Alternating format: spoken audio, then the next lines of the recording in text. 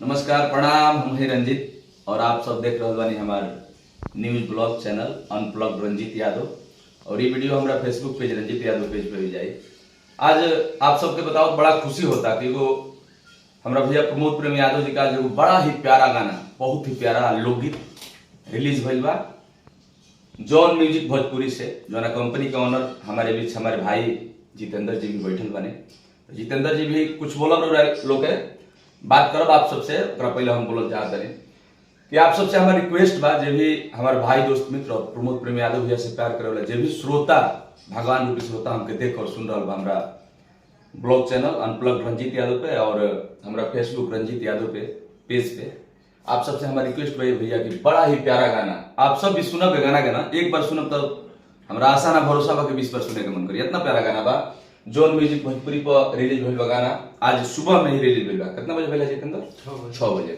आज 6 बजे सुबह में गाना रिलीज भइल बा जॉन म्यूजिक भोजपुरी पर, जो गाना का नाम बा पियवा दर्द न बुझे। ये इतना प्यारा सॉन्ग बा, इस सॉन्ग के खाली अभी ऑडियो रिलीज भइल बा, जल्दी आप सबके पीछे वीडियो भी लेके आए जाए। इतना प्यारा सॉन्ग बना, एक बार आप सब सुनब जा तो बार बार सुने के मन करी। आप सब भी सुनी जा आ खूब प्यार दुलार दी जाए गाना के। ये गाना से बहुत उम्मीद बा और हमनी के निरंतर प्रयास रहेला कि आप सबके बीच ऐसा गाना प्यारा दिखल जाओ कि आप सबके भी मनोरंजन होकर। और हमारा बीच जॉन म्यूजिक के ऑनर भाई हमारे जितेंद्र जी बैठल बनी। कुछ जितेंद्र जी भी आप सबसे बात करो। नमस्ते प्रणाम। भाई के चैनल बा रंजीत यादव, हाँ अनप्लग रंजीत यादव, आप लोग फॉलो करी।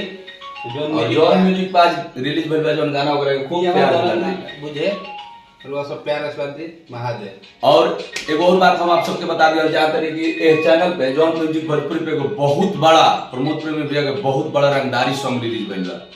आप सबके जानकारी हुई वो गोली मरवा दे घेर के गाना रील्स पे गाना माने एक तरफा वायरल चल रहा बा। आज अकाल में आप सबके प्यार दुलार मिली तो गाना ट्रेंडिंग में भी आ जाई। ट्रेंडिंग में चलत रही आगे ले बड़ा तो जे भी हमारे भाई दोस्त मित्र और प्रमोद प्रेम यादव भैया से प्यार कर ले, जे भी श्रोता हमके देख और सुन रहा बा, आप सबसे हमारी रिक्वेस्ट बा कि जॉन म्यूजिक भोजपुरी पे अभी आप सब जाएं और पियवा दर्द ना बुझे के खूब प्यार दी। यही कंपनी पे प्रमोद प्रेम यादव भैया के और गाना रिलीज भइल बा कि गोली मरवा दे घेर के। वो गाना के भी आप सब रील खूब बनाई और गाना के खूब प्यार दिला दी। फिर हम अगला वीडियो लेके आए। Thank you, love you, Har Har Mahadev.